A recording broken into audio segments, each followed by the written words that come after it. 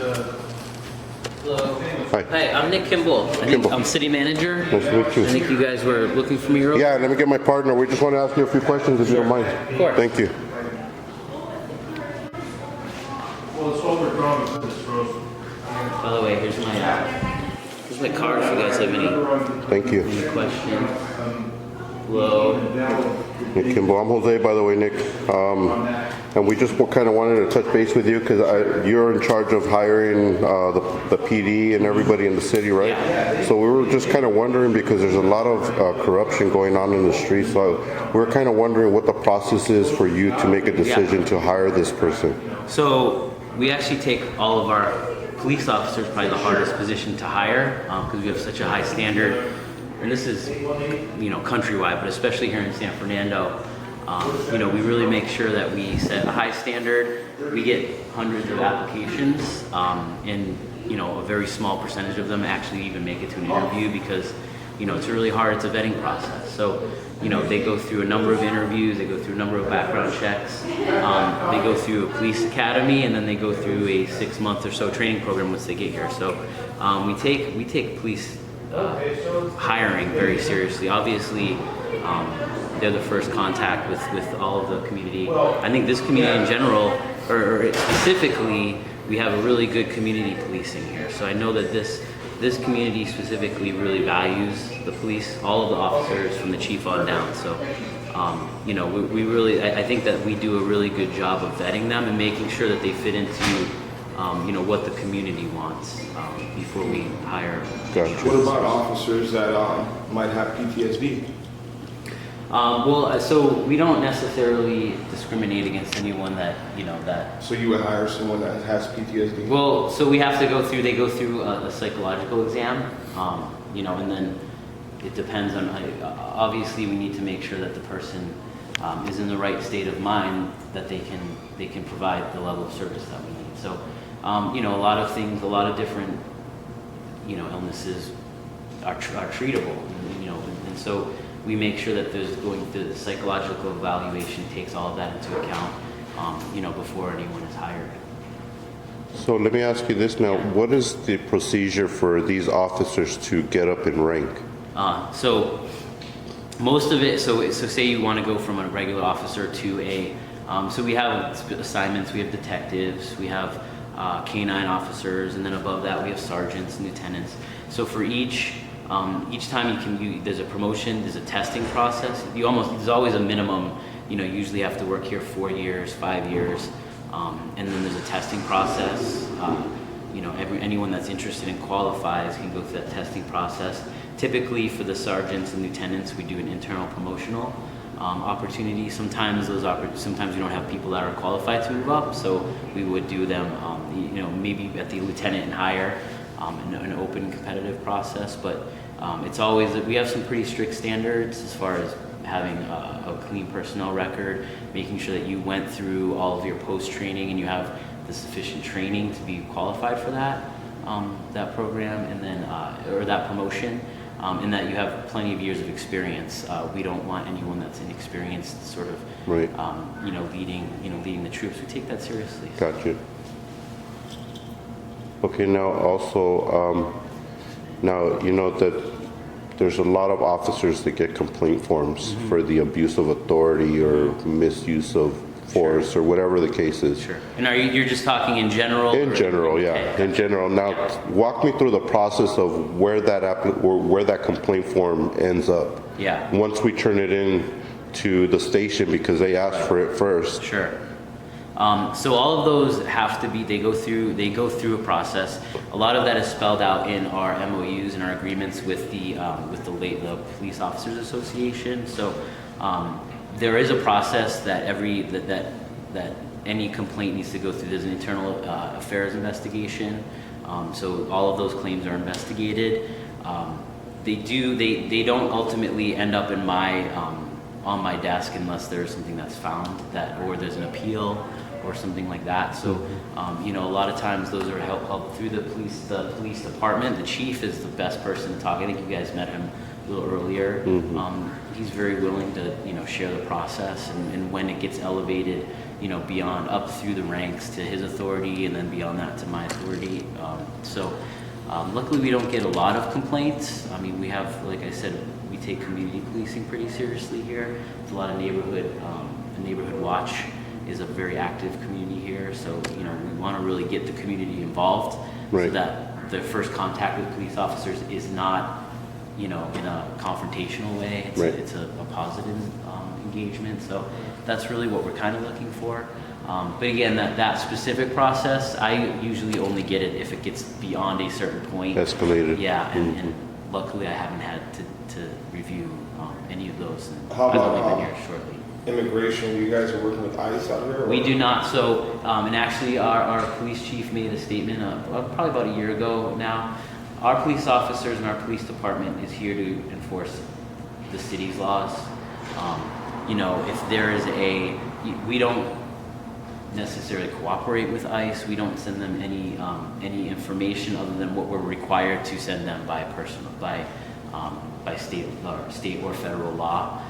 So there's a number of, especially in California, there are a number of state and federal hurdles, and some of them, a lot of them, especially with immigration, they only require us to report if the person has some sort of history, some sort of criminal history. So we only comply with what we have to comply with. As far as immigration goes, and our police chief has said it before, that's not really our jurisdiction. We don't enforce immigration laws unless we're compelled to. Our main focus is really just enforcing community laws and the city's laws. So then ICE is not going to be out here doing roundups and stuff like Well, if ICE comes out here, that's not in conjunction with our police department. Again, their jurisdiction's everywhere, so they can really go wherever they want to. Mm-hmm. But as far as them working with the city or the city requesting any of that, that doesn't happen because we're not really interested in that at all. We're interested in our own laws. Perfect. So now, because that we come out here, we film. Sure. Are you guys getting memos and passing the info to every employee in your buildings about the First Amendment and our right to film and our rights as journalists to come to your location? We have not had to pass any memos. A lot of word of mouth. Obviously, you're looking at everyone, right? So okay. The only thing that I would ask is that the Postal Service is actually a private. They lease this space. Okay. So they have a little bit different. They have a different kind of setup because they're a private business and they're a bank, so they can't allow filming in there. So I would just ask that we're respectful of their. Is there a penal code on that, or is that just a policy? It's part of their lease agreement, as far as but I can get more information on that, and also there are public areas in this public building, and then there are private areas. So obviously anywhere that you want access in the public area, obviously that's. So that's your right. just per leasing agreement. There is no penal code on that, to your knowledge. I don't know if it's a penal code. I know there's government codes. Like even in a public building, employee owned. There's still areas that only authorize employees. Restricted areas, of course. Reasons and that type of thing. So it's similar. That's similar here with their particular area. Again, that's the only thing. Is that open to the public? It's open to members. So if you're a member So of the you have bank to or be- want to become a member of the bank. So the postal services, people can't walk in there and take care of the postal services there? Or? No. So it's actually a credit union. So it's a bank. It's not. It's affiliated with the Postal Service, but they don't do. They don't sell stamps or anything. It's not that type of. Your regular type of postal service. And it's not. Yeah, it's not a postal. It's not a federal government. Gotcha. It's not a federal agency. It's actually a bank. Right, gotcha. Is the mayor's office located here? So all of our council members are part-time, so they just kind of share. There's like a communal space that there's a little desk, but they don't really hold office hours. They all have full-time. All of our council members, including the mayor, all have full-time positions. They're really only at City Hall on council meeting nights, and then. When are your council meetings? The first and third Monday of every month at 6 p.m. in the council chambers, and they're only here usually by appointment. None of them are here now. Obviously, it's during the day, so they all have to make a living. We don't pay them enough to be here that often. Is there quarters open to the public if they were here and we were to visit and say, hey, I'd like to visit the mayor, and if he's here, is that area open to the So, public? so usually what happens is if they're here for an appointment or they know this, then we'll bring them. There's meeting rooms Oh, that okay. they come back and, they'll do their Perfect. interview in those meeting rooms or whatever. So yeah, there are a few rooms that are available. Sweet. For the record, what was your name Yeah. again? It's Nick Kimball, and I'm the city manager here. I have you. Okay, and did you want a card? I'll give you a card. Yeah, I think that's all we have for now, unless you guys have more questions. I just want you to explain a little bit more about with ICE, what exactly you comply with them. I know you were saying you don't really comply with them too much, but can you Yeah. explain a little bit in detail? To So what extent? if they send us a request, like they tell us that, we have to report anytime that we have someone in custody on a clearinghouse, like a state database. If they send us a specific note, like a compliance note, like you need to hold on to that person for X number of hours, and then if there's an order like that, then we have to comply with that. We're not going out and advertising, or we're not contacting ICE saying, hey, what do you have with this guy? It's basically if they're proactively ordering us to do something where we have to comply, then we comply. Beyond that, Only again, to the extent of the law in which you have to the extent of to the extent that we have to. Again, if our main focus is not immigration. That's not what cities do. Cities we're looking more at making sure our community is safe. So, and again, those are things the chief would be happy to talk to you about. He's talked to our council is very interested in that too. Obviously, that's a concern. So he's kind of we've had reports on that back to council before, and he said basically that same thing. So do you care to speak a little bit on your opinions on the raids that are going to be taking place or that have? Yeah, I mean, I'd rather not speak about my opinion, my official capacity. I'm here to run the city and make sure we have our potholes filled and keep people safe and, have water utilities and our services are available to everyone. And that's really what's interesting to me. Your immigration status doesn't matter to me. That's not, again, what I do. Quite frankly, we've had a big push on the Census 2020, obviously is a big issue now, especially with the immigration, or the citizenship question. So I think our council, this area in particular, San Fernando is a very hard to count community because we have a high Latino population, a lot of English as second language population. So for us, it's really important that everyone here is counted, whether you're a citizen or not. We're providing you services. We want to make sure that you count. So there's been a big effort by the council, and I've been included in that, to make sure that everyone knows. We're not here to. It doesn't matter whether you're a citizen. We're providing you service. So what I will say is that we're happy that question, at least now, is not on the census because it won't discourage many of our residents and community members from answering. So I think as far as the immigration questions thing goes, that's probably about where I would leave my opinion on ICE and the raids. How often are these, Sure. how often are the officers reevaluated for, So, for their performance position? evaluations, they do very regular performance evaluations. Those are done by their managers in the police department. It's just similar to civilians over here. We have, annual evaluations that each manager does or supervisor completes for their employees. So I don't know exactly how often they do those. I know that they're at least annual, and they're really good about getting those up to date and completed. What can we do to maybe make those a little more frequent? Because we noticed that there is a lot of officers that are using their personal judgments. Like you're not able to give your personal opinion, but there's a lot of officers that use their personal judgment when they want to pin something on you, when they want to put you in cuffs. Yeah. Maybe because we were being negative to them or giving them not the best experience that they ever had. Sure. So because we have our freedom of speech and we could tell them what we feel about them. Yeah. It feels to me like a lot of officers are getting feelings, and once they get those feelings, it's hard for them to let go. Sure. Well, and we're all human, right? Yeah. But I really, from what I've seen, I think we have a very professional police office staff. So I really hope that and I believe that all of our officers are maintaining a high level of professionalism.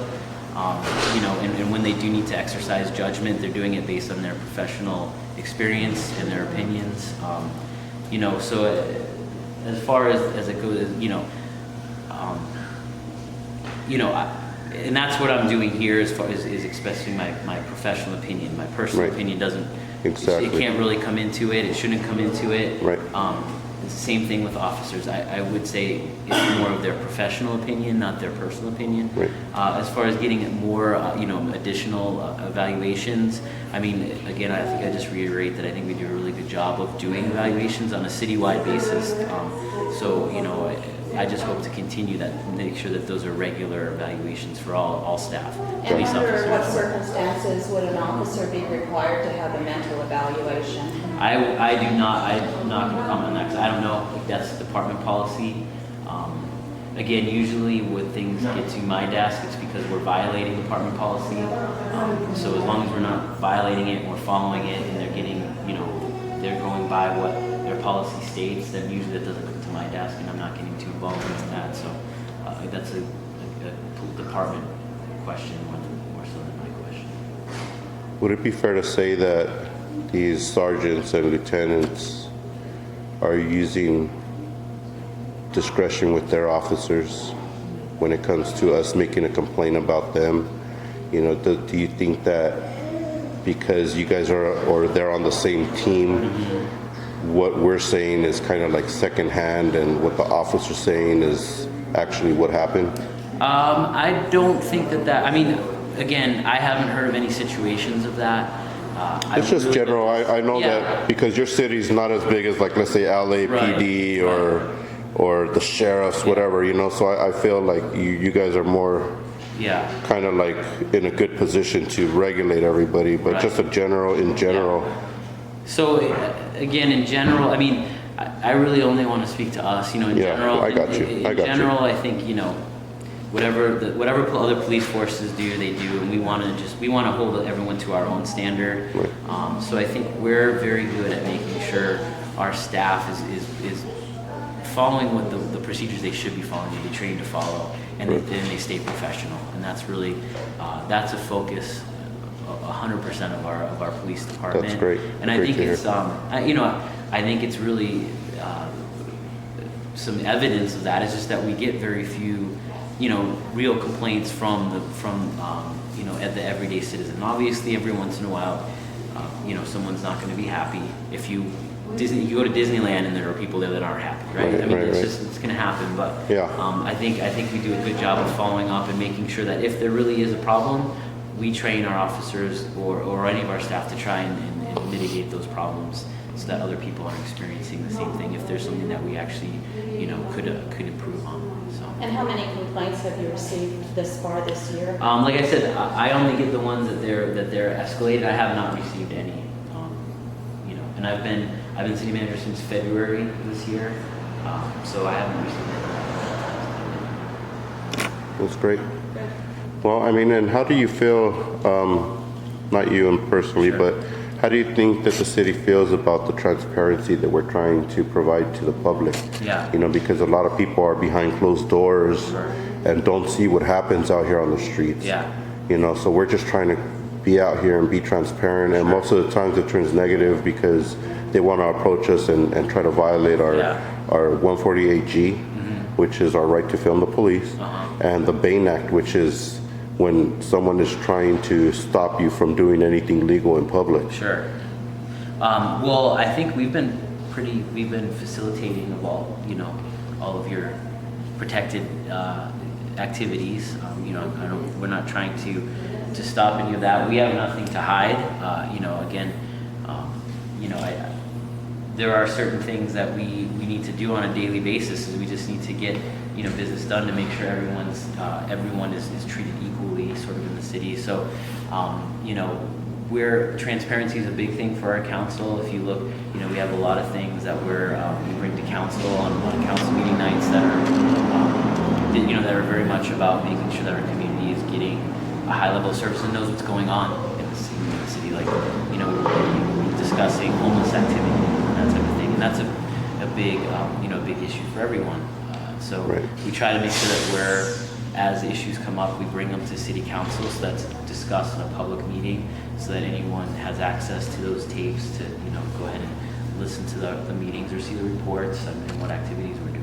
So, you know, we really do strive for, you know, a good level of transparency. We don't really want to hide anything because that doesn't help anyone out. Right. And what exactly is the city of San Fernando doing regarding the homeless issue? So our biggest effort right now is really to try to connect our homeless individuals with services. We don't have you know, obviously the city of LA has, you know, thousands of homeless. Luckily, we're a small city. We have about 32 homeless individuals that were counted in our last point in time count. And quite frankly, a lot of them have, we understand, you know, being homeless isn't a crime. You know, that might be a result of it or whatever, but just being homeless is not a crime. So we don't want to treat it that way. We're really trying to make sure that we have, you know, we have contacts with LASA in a number of, I think, Hope of the Valley and a number of service providers. The Salvation Army, we had them out here a couple weeks ago because they provide specifically veteran homeless services. So we really want to try to connect people with the services they need to kind of get back on their feet.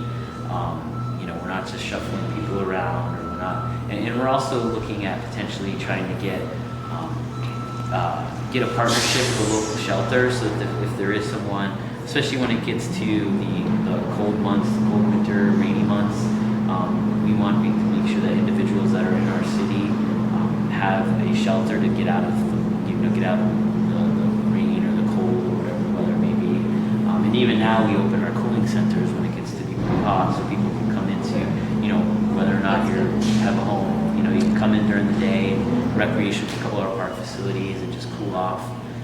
So that's really what we're trying to do. Again, really facilitate getting them into services, getting them help, and offering, trying to work with people to offer shelters and ways for them to get out of the elements when those become you know, dangerously high or cold, you know, cold. It gets really hot here in the valley, Gets really so that's hot, good. yeah. Now, what kind of mental or medical services are provided for these homeless people here? So the city, we don't provide, you know, public health, mental health services. That's more of a county level function. Right. Actually, the building across the street is the county's Department of Mental Health facility there. They do sort of So they can go over there and get services? so they can get connected with people that will give them the services they need. They don't really like they deal with sort of low level kind of outpatient mental health Gotcha. issues over there. That's usually not you know, usually need a little bit more higher level of service when you're, you know, homeless and have a lot of those issues. So but they can definitely connect people. They have teams that come out into the field. Obviously, you know, if you're homeless, you're probably not going to go somewhere.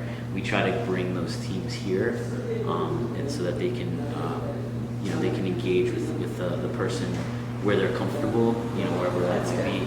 We also, probably about a month ago, we had a detail where we had a couple of officers, but they were wearing soft clothing, if you will. They weren't, you know, it's not like they had their gun belts and they just were wearing a polo shirt, and they were with some homeless providers, and there was the intent of that detail was to go out and just, you know, try to make sure these people got information and talk to them. There was, you know, no arresting, it's a very positive interaction, which is what we were looking for, as opposed to sort of a hard kind of, you know, interaction. Authoritative. Yeah. Yeah, I got you. That's great. So that's what we're trying to do. That's awesome. I do appreciate your time. We'll let you get back to work. Thank you very much. My name's Jose again. Jose. A pleasure, and Lisa. thank you for being Let me know if professional you need today. anything. Thank you. very much. Have a good one.